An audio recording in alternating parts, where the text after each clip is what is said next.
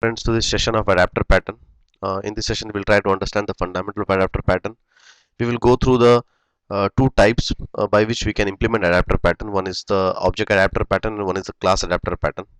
And then you can map the same in your project.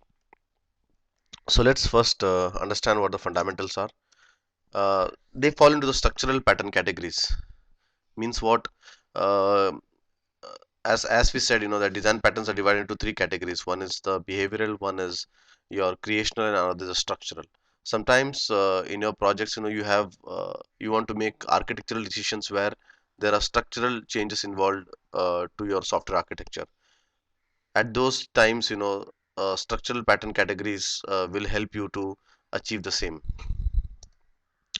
So adapter pattern is one of the types of structural pattern.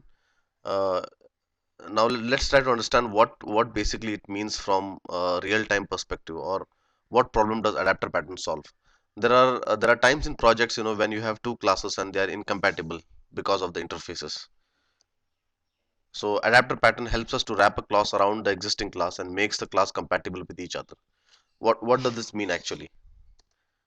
Adapter pattern basically deals with incompatibility of interfaces, and we want to make them compatible. Consider the figure above. We have a CLS collection class which has a add method.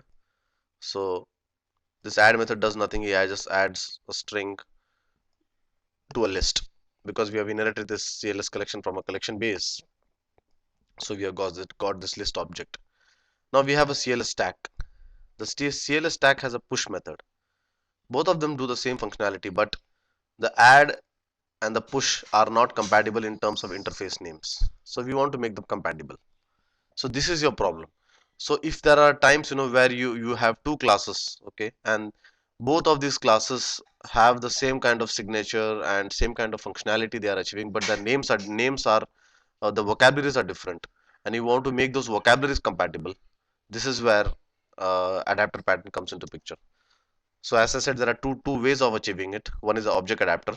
So what we do is that basically, now over here what we want is we want to make the stack compatible with the collection.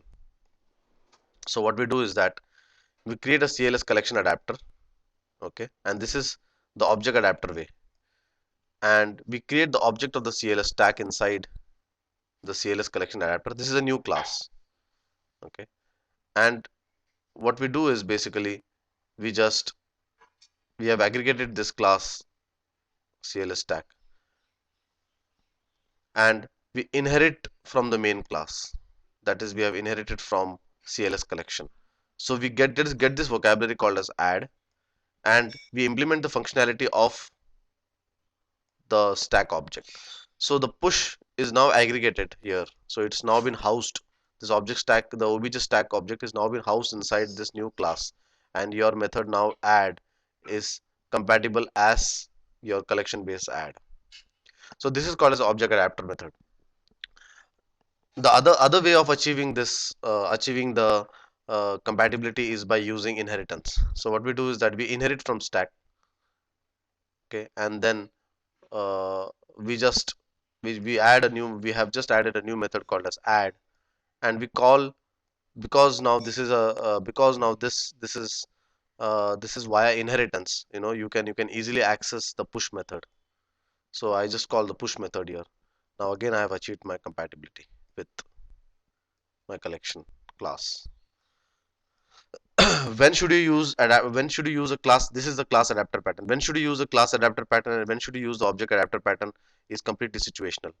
In the sense, if suppose it's a .NET class and you want to make compatible a Java class with the .NET class, then definitely it is only by aggregation.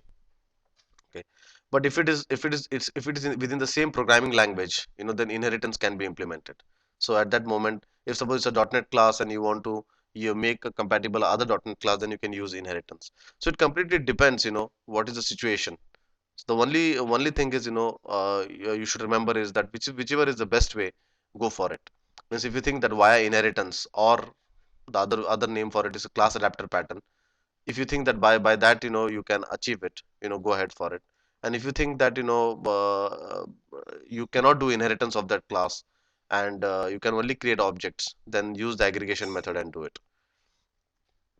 It was a pretty simple pattern, but again a very useful pattern in terms when you want to make your methods compatible. In case you have any doubts, or you have any suggestions for these videos, please mail me at shiv_quirality out